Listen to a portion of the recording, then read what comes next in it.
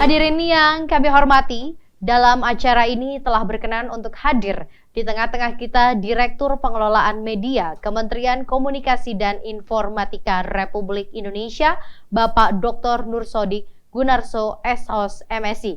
Untuk itu, marilah kita simak bersama sambutan yang akan disampaikan oleh Bapak Nursodik Gunarso. Kami persilahkan. Assalamualaikum warahmatullahi wabarakatuh. Salam sejahtera bagi kita semua. Om Swastiastu, Namo Buddhaya, salam kebajikan. Yang saya hormati para founder dan co-founder serta direktur GPR Institute, para pimpinan kementerian, lembaga, dan dari pemerintah daerah yang hadir pada kesempatan hari ini, dan juga panitia penyelenggara Top GPR Award, serta segenap hadirin dan tamu undangan yang berbahagia. Pertama-tama tentu saja puji dan syukur marilah kita panjatkan kehadirat Tuhan Yang Maha Esa, Allah Subhanahu wa Ta'ala, yang telah memberikan nikmat dan karunia-Nya sehingga kita masih diberi kesempatan untuk berkumpul dalam acara yang membahagiakan ini. Bapak dan Ibu yang saya hormati, tentu Bapak dan Ibu kenal sebuah nama yang saat ini sedang menjadi tren di dunia digital, yaitu Sophia. Sophia ini adalah robot humanoid perempuan berteknologi AI. Suatu ketika, Sophia ini diundang dalam sebuah talk show. Dan uniknya dalam talk show tersebut, Sophia ini mengajak host untuk bermain home bimpa, ya, bermain paper, rock, scissors. Dan hasilnya, Bapak dan Ibu, Sophia menang.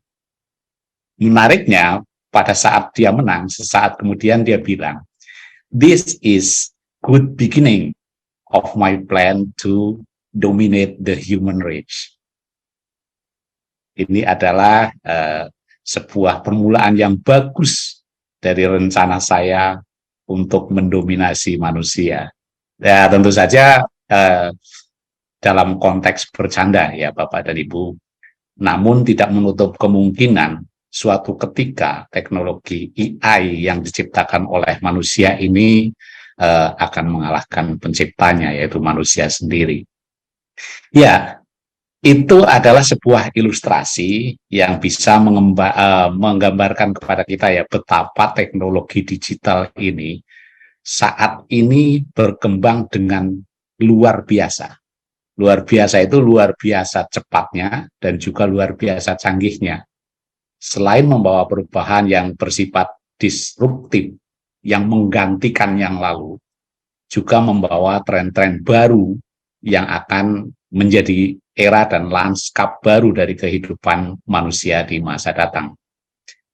Mengacu pada perkembangan komunikasi digital saat ini, Bapak dan Ibu, kita telah berada di ambang era media sosial spasial yang ditandai dengan integrasi dunia maya dengan dunia nyata, yang tadi sudah disebut oleh Pak Arief, metaverse. Meminjam istilah dari Mark Zuckerberg, metaverse ini adalah next border, perbatasan berikutnya yang melampaui dunia kita, dunia nyata kita sekarang ini. Kita tahu konsep ini sudah terkenal di film-film sci-fi, science fiction pada masa lalu, tetapi kini teknologi ini sudah banyak dan sudah menjadi kenyataan. Metaverse sudah terbentang di depan kita dan sifatnya adalah inevitable, tidak diundang, tetapi itu juga sekaligus tidak terelakkan akan terjadi. Maka mau tidak mau, suka tidak suka, suatu ketika kita akan berada di dalamnya. Sebagai ilustrasi Bapak dan Ibu, dari sisi ekonomi digital, para ahli memprediksi bahwa pasar metaverse di seluruh dunia ini memiliki potensi yang sangat besar, ya, triliunan dolar Amerika. Dan untuk Indonesia sendiri digadang-gadang menjadi pasar potensial dari metaverse. Mengapa? Ini masuk akal mengingat jumlah pengguna internet di Indonesia pada tahun 2021 saja sudah mencapai 202,6 juta. Dan 170 juta di antaranya ini menggunakan media sosial. Artinya apa, Bapak dan Ibu? Jika potensi ini yang sangat besar ini dikembangkan ke arah metaverse, maka nanti akan menjadi potensi yang luar biasa bagi Indonesia.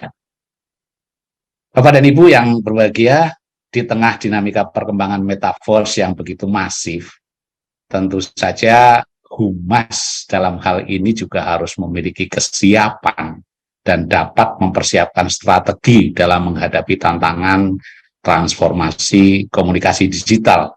Mau tidak mau, karena ini sifatnya inevitable, Humas juga harus adaptif dengan tren metaverse.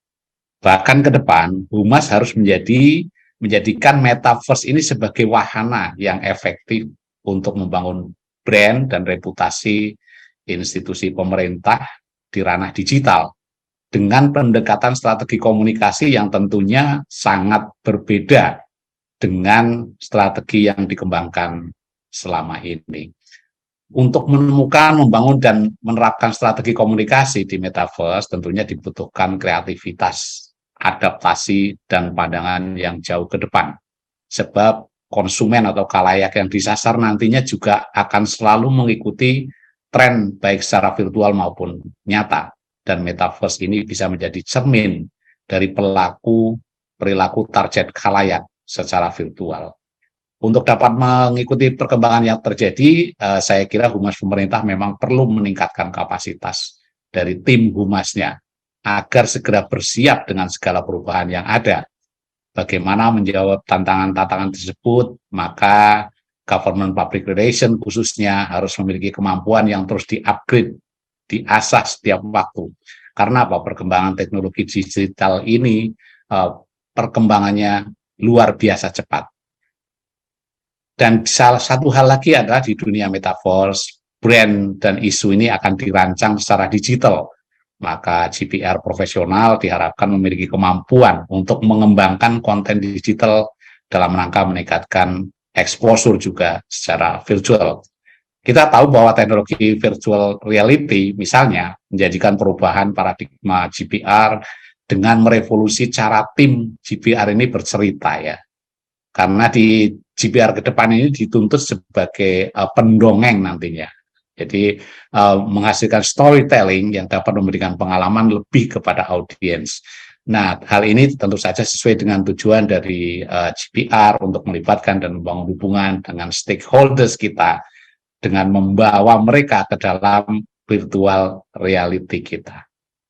Ekosistem metaverse mempertimbangkan elemen-elemen yang berpusat pada pengguna, termasuk di dalamnya nanti ada avatar, bagaimana membuat kontennya, terkait juga dengan ekonomi virtual, kemudian penerimaan sosialnya, keamanan, privasi, kepercayaan, kemudian juga ada perangkat konektivitas cepat, 5G, bahkan mungkin 6G, artificial intelligence, kemudian virtual reality, dan juga di dalamnya nanti bagaimana akuntability-nya. Nah, untuk mendukung hal tersebut, tentu saja pemerintah Indonesia melalui Kemenkominfo telah membangun infrastruktur digital secara masif, mulai dari fiber optiknya, jaringan fiberlink, microwave link, satelit, hingga BTS. Kita yakin Indonesia bisa beradaptasi dan menggali potensi metaverse dengan baik jika infrastrukturnya ini didukung sudah optimal, dan literasi masyarakat soal metaverse ini juga harus dilakukan secara terus-menerus dan inklusif. Metaverse nantinya bukan hanya akan menjadi tren baru di dalam dunia virtual dan media sosial lainnya, tapi juga memunculkan solusi-solusi baru atas permasalahan yang dihadapi oleh public relation Indonesia pada saat ini. Akhir kata, saya sampaikan selamat melaksanakan konferensi pada hari ini, dan mari kita bersama-sama bersiap untuk menyambut era metaverse yang saat ini sudah kita mulai. Tantangan GPR tentu saja ke depan akan lebih berat, sehingga pembekalan ilmu terkait dengan metaverse ini menjadi kebutuhan yang mendasar pada saat ini. Kita harus terus bergerak. untuk menjadi sempurna. Karena di era digital sekarang ini, kalau kita berhenti maka kita akan mati. Dan tidak mustahil juga nanti kalau GPR tidak bergerak cepat, maka nanti akan digantikan oleh GPR seperti Sofia yang saya ceritakan di awal sambutan ini. Terima kasih. Sekali lagi selamat melaksanakan konferensi. Wassalamualaikum warahmatullahi wabarakatuh. Waalaikumsalam warahmatullahi wabarakatuh. Terima kasih kami ucapkan kepada Bapak Dr. Nursodik Gunarso, SOS MSI, selaku Direktur Pengelolaan Media Kementerian Komunikasi dan Informatika Republik Indonesia yang telah menyampaikan sambutan pada kesempatan kali ini. Betul sekali, kami siap bergerak ya Bapak untuk menyambut era metaverse. Dan jangan sampai ya kita tergantikan dengan Sofia yang merupakan wujud baru di dunia industri saat ini. Hadirin